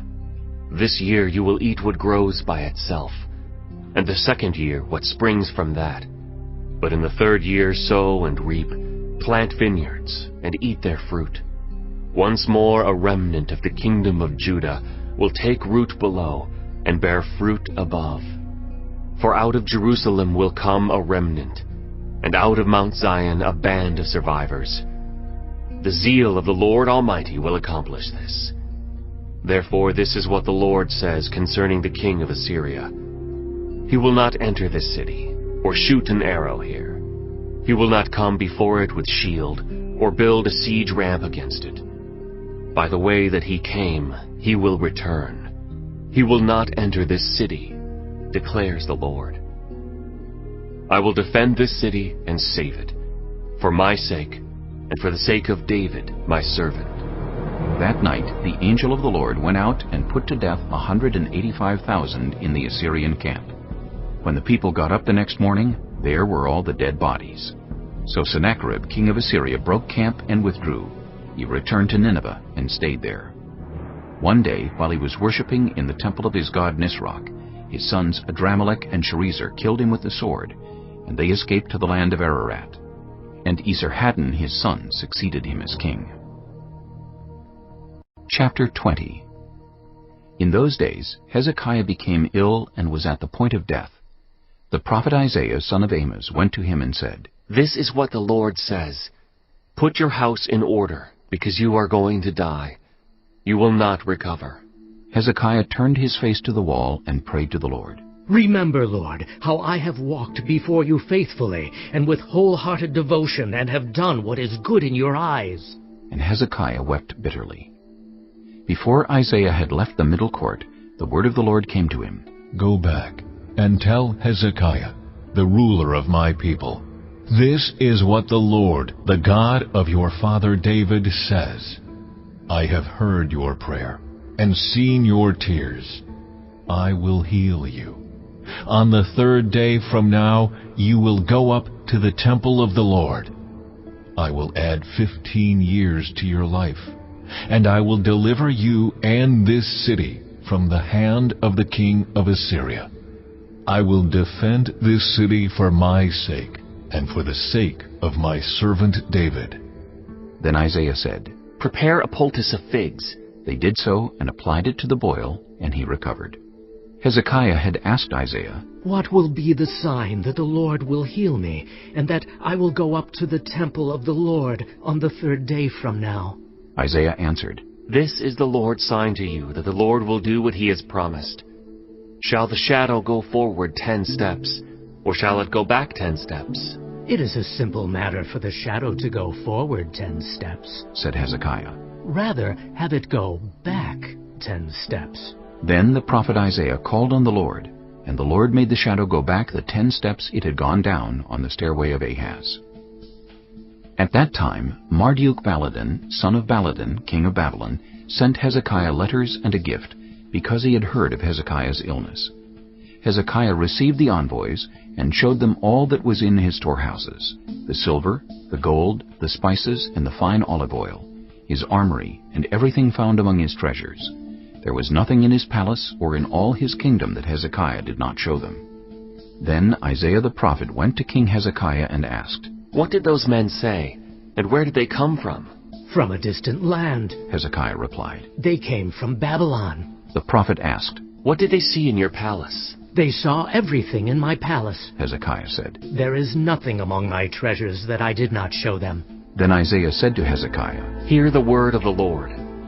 The time will surely come when everything in your palace, and all that your predecessors have stored up until this day, will be carried off to Babylon.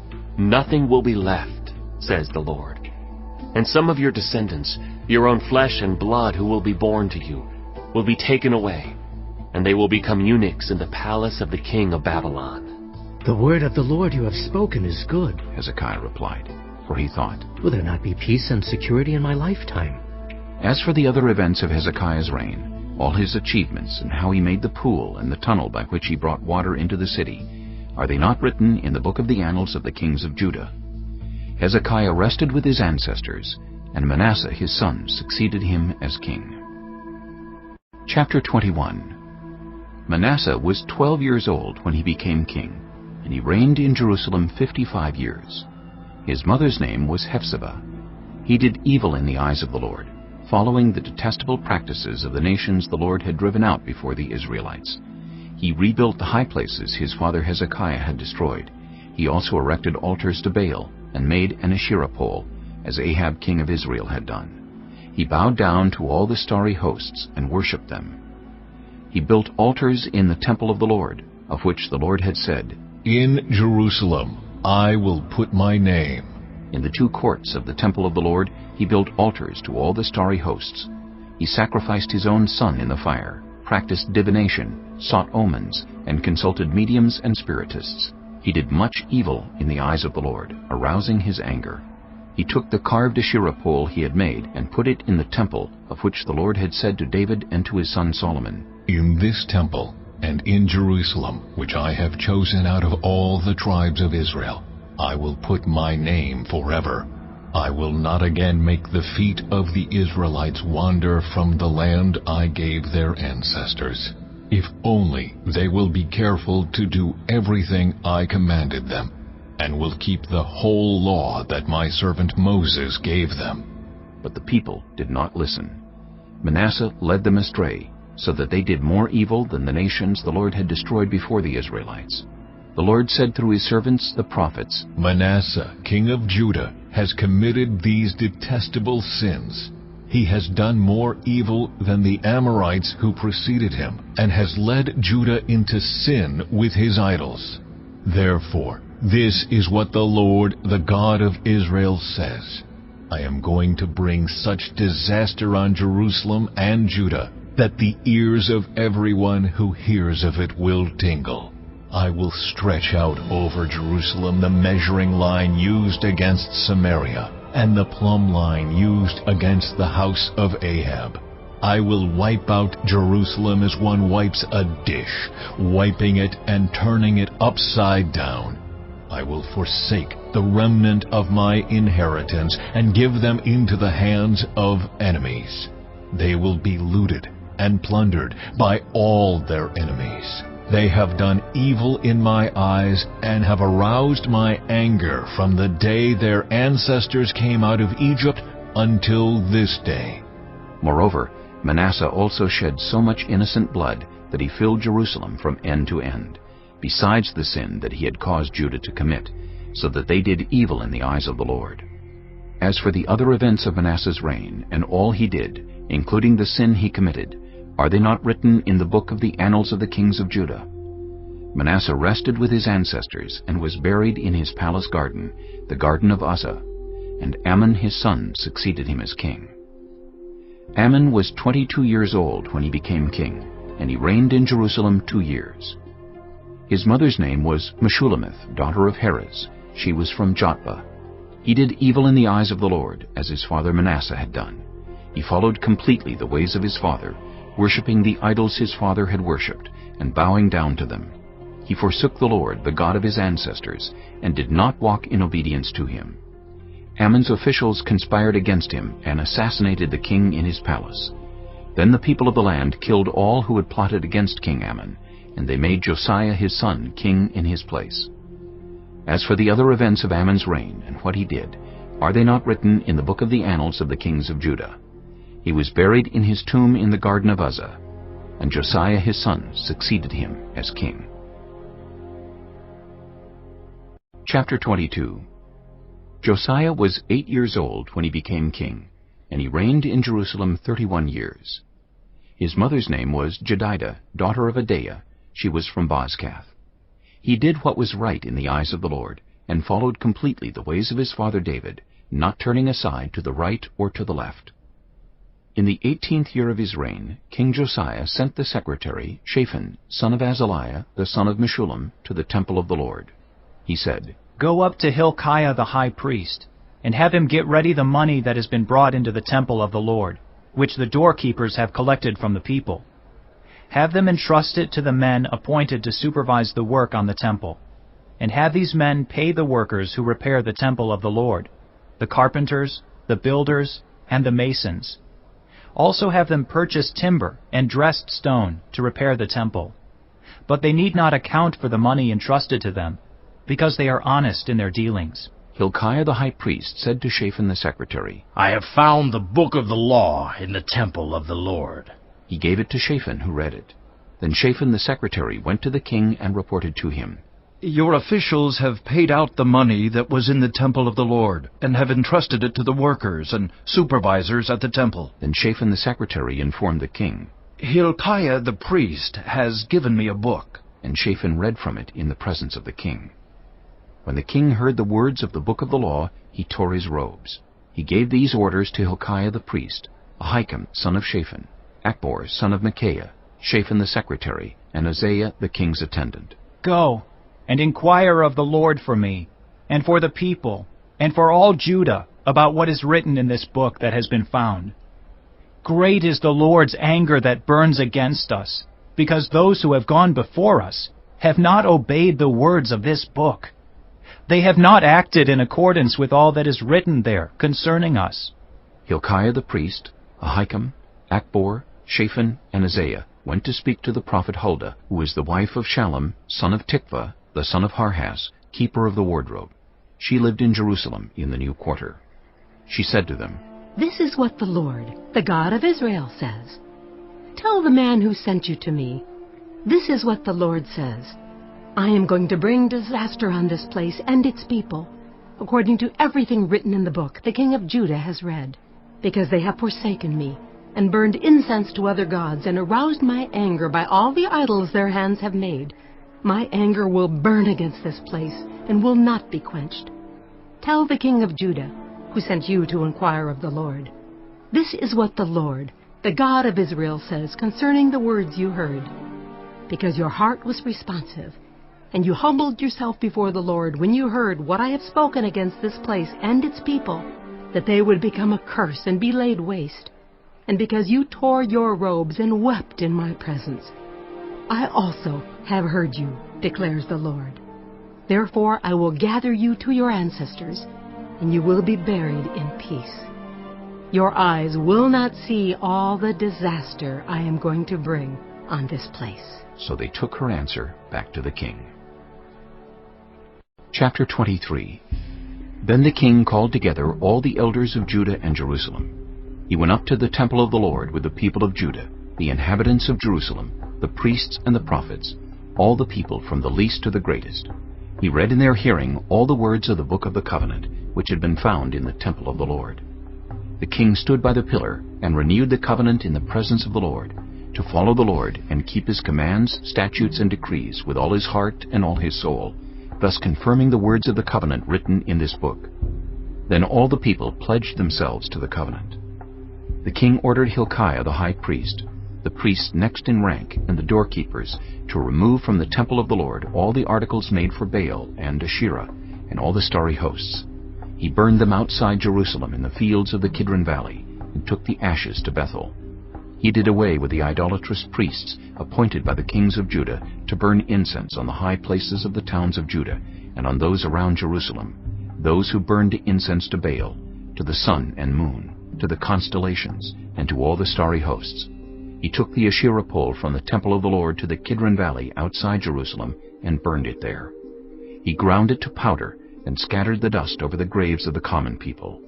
He also tore down the quarters of the male shrine prostitutes that were in the temple of the Lord, the quarters where women did weaving for Asherah.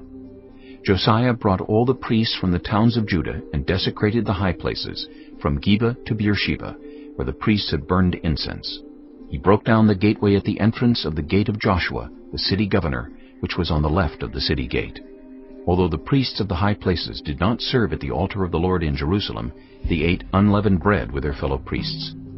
He desecrated Topheth, which was in the valley of Ben Hinnom, so no one could use it to sacrifice their son or daughter in the fire to Molech.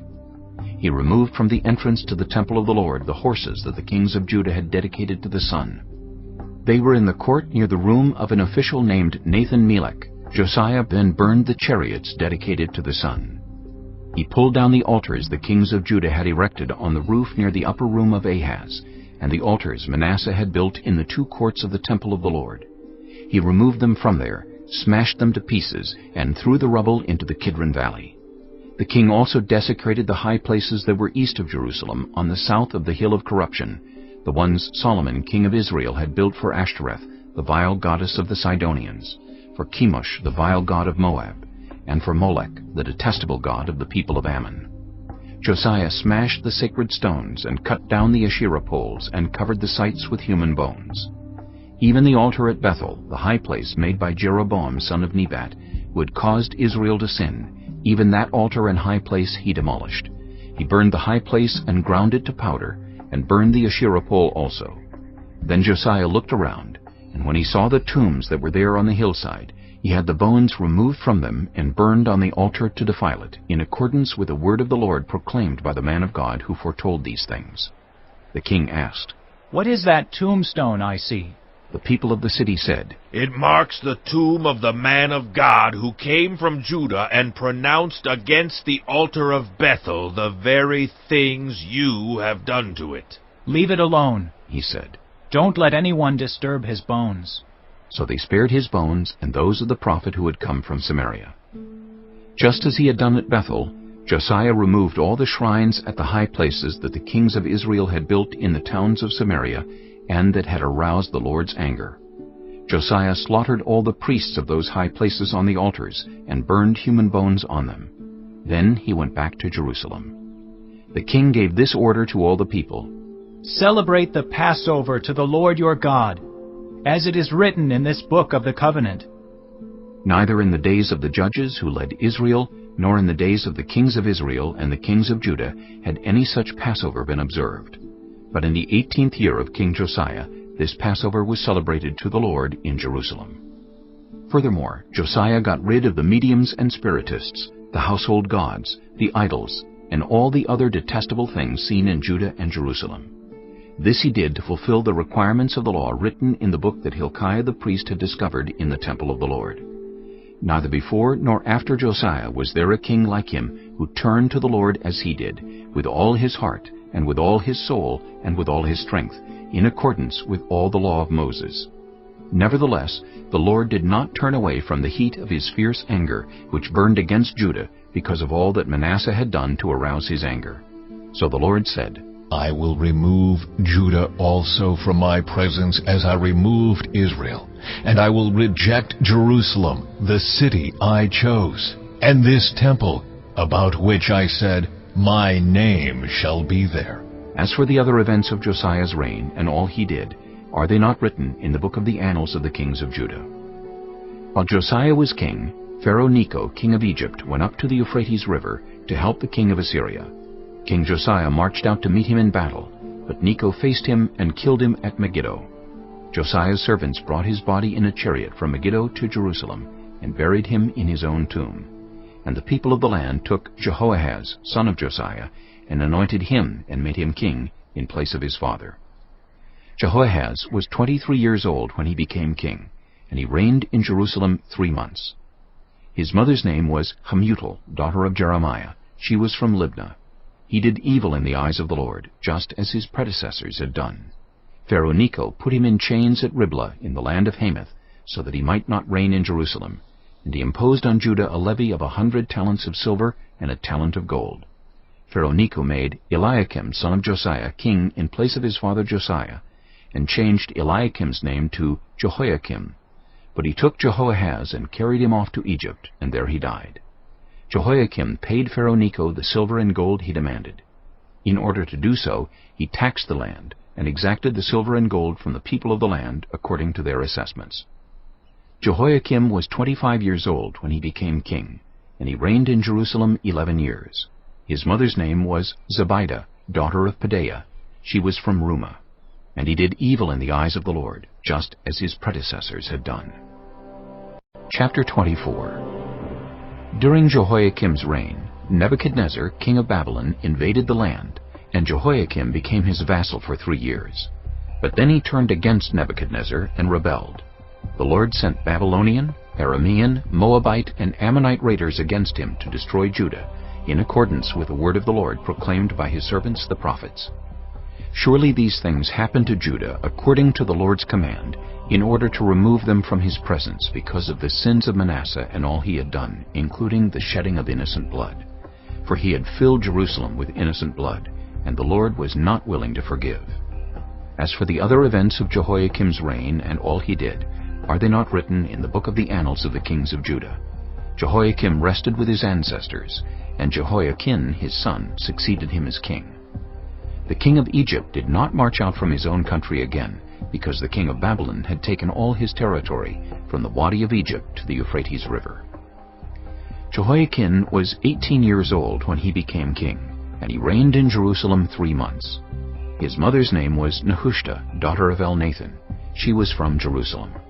He did evil in the eyes of the Lord, just as his father had done. At that time, the officers of Nebuchadnezzar, king of Babylon, advanced on Jerusalem and laid siege to it. And Nebuchadnezzar himself came up to the city while his officers were besieging it. Jehoiakim, king of Judah, his mother, his attendants, his nobles, and his officials all surrendered to him. In the 8th year of the reign of the king of Babylon, he took Jehoiakim prisoner. As the Lord had declared, Nebuchadnezzar removed the treasures from the temple of the Lord and from the royal palace, and cut up the gold articles that Solomon king of Israel had made for the temple of the Lord. He carried all Jerusalem into exile, all the officers and fighting men, and all the skilled workers and artisans, a total of 10,000. Only the poorest people of the land were left. Nebuchadnezzar took Jehoiakim captive to Babylon. He also took from Jerusalem to Babylon the king's mother, his wives, his officials, and the prominent people of the land. The king of Babylon also deported to Babylon the entire force of 7,000 fighting men, strong and fit for war, and 1,000 skilled workers and artisans. He made Mattaniah, Jehoiakim's uncle, king in his place, and changed his name to Zedekiah. Zedekiah was 21 years old when he became king, and he reigned in Jerusalem 11 years. His mother's name was Hamutal, daughter of Jeremiah. She was from Libnah. He did evil in the eyes of the Lord, just as Jehoiakim had done. It was because of the Lord's anger that all this happened to Jerusalem and Judah, and in the end he thrust them from his presence. Now Zedekiah rebelled against the king of Babylon. Chapter 25. So in the 9th year of Zedekiah's reign, on the 10th day of the 10th month, Nebuchadnezzar, king of Babylon, marched against Jerusalem with his whole army. He encamped outside the city and built siege works all around it. The city was kept under siege until the 11th year of King Zedekiah. By the 9th day of the 4th month, the famine in the city had become so severe that there was no food for the people to eat. Then the city wall was broken through, and the whole army fled at night through the gate between the 2 walls near the king's garden, though the Babylonians were surrounding the city. They fled toward the Arabah, but the Babylonian army pursued the king and overtook him in the plains of Jericho. All his soldiers were separated from him and scattered, and he was captured. He was taken to the king of Babylon at Riblah, where sentence was pronounced on him. They killed the sons of Zedekiah before his eyes. Then they put out his eyes, bound him with bronze shackles, and took him to Babylon. On the 7th day of the 5th month, in the 19th year of Nebuchadnezzar, king of Babylon, Nebuzaradan, commander of the imperial guard, an official of the king of Babylon, came to Jerusalem. He set fire to the temple of the Lord, the royal palace, and all the houses of Jerusalem. Every important building he burned down. The whole Babylonian army, under the commander of the imperial guard, broke down the walls around Jerusalem. Nebuzaradan, the commander of the guard, carried into exile the people who remained in the city, along with the rest of the populace and those who had deserted to the king of Babylon. But the commander left behind some of the poorest people of the land to work the vineyards and fields. The Babylonians broke up the bronze pillars, the movable stands, and the bronze sea that were at the temple of the Lord, and they carried the bronze to Babylon. They also took away the pots, shovels, wick trimmers, dishes, and all the bronze articles used in the temple service. The commander of the imperial guard took away the censers and sprinkling bowls, all that were made of pure gold or silver. The bronze from the 2 pillars, the sea, and the movable stands, which Solomon had made for the temple of the Lord, was more than could be weighed. Each pillar was 18 cubits high. The bronze capital on top of one pillar was 3 cubits high, and was decorated with a network and pomegranates of bronze all around. The other pillar with its network was similar. The commander of the guard took his prisoners, Seraiah the chief priest, Zephaniah the priest next in rank, and the 3 doorkeepers.